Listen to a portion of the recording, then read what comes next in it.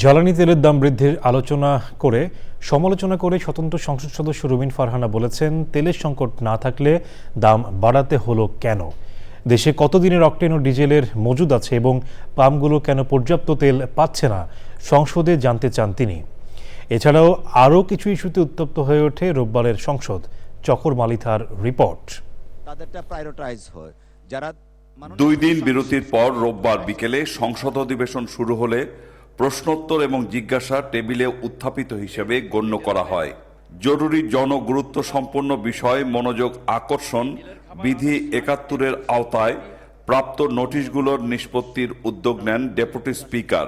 ব্রাহ্মণবাড়িয়া থেকে নির্বাচিত স্বতন্ত্র সংসদ সদস্য রুমিন ফারহানা ৭১ বিধির আওতায় নোটিশ উত্থাপন করতে দাঁড়ালে একই সংসদ সদস্যের বারবার বক্তব্য দেওয়ার সুযোগ পাওয়ায় এর বিরোধিতা করেন সরকারি দলের সংসদ সদস্যরা।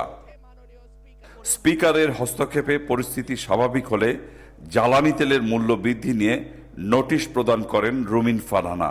মন্ত্রীরা যখন সংসদে বক্তব্য দেন তখন তারা অবলীলায় বলেন বাংলাদেশে জ্বালানির কোনো ঘাটতি নাই, কিন্তু মাননীয় স্পিকার যখন তেল নিতে যায় তখন দেখা যায় ৩ কিলোমিটার লম্বা লাইন। সরকারি দলের এমন আচরণের সমালোচনা করেন বিরোধী দলীয় নেতা। মাননীয় সংসদ সদস্য রুমিন ফারহানার বক্তব্য চলছিল, বিষয়টা একেবারেই অগ্রহণযোগ্য যা করা হয়েছে। আমি এটার জন্য দুঃখ প্রকাশ করছি এবং আমি এটার নিন্দা জানাতেও বাধ্য হলাম। পরে কথা বলেন চিফ হুইপ। নতুন যারা সদস্য নোটিশ দেয় না তারা নোটিশ দিতে উৎসাহিত হবে এবং তাতে পার্লামেন্টে আরো প্রাণবন্ত হবে, কাজ করার সুযোগ হবে। কাজে আপনি যদি এইভাবে আগান তাহলে সুবিধা হবে। পয়েন্ট অফ অর্ডারে বিরোধী দলের সংসদ সদস্য হাসনাত আব্দুল্লাহ সামাজিক যোগাযোগ মাধ্যমে কার্টুন শেয়ার করায় গ্রেপ্তারের সমালোচনা করেন। মাননীয় হুইপ মহোদয়ের যেই মিমটি শেয়ার করা হয়েছে সেখানে কোথায় যৌন নির্যাতন করা হয়েছে? এখানে একটা মিম শেয়ার দেওয়া হয়েছে যেখানে দেওয়া হয়েছে তিমি মাছ সবাইকে সার্ভ করা হচ্ছে, এবং এই ধরনের মামলায় আমাদের এই অভ্যুত্থান পরবর্তী সময়ে বিরোধী দল মতকে দমন নিপীড়নের জন্য গ্রেফতার করা হচ্ছে।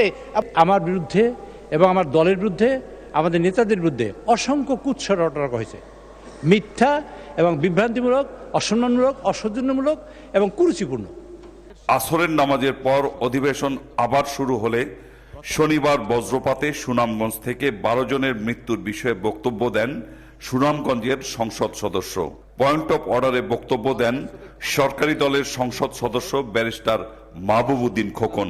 এরপর রাষ্ট্রপতির ভাষণ সম্পর্কে আনা ধন্যবাদ প্রস্তাবের উপর আলোচনায় অংশ নেন সংসদ সদস্যরা। চকর মালিথা, চ্যানেল আই, ঢাকা। 200-র বেশি সার্ভিস ও ফিচারে লেনদেনের সব বিকাশ অ্যাপে সম্ভব।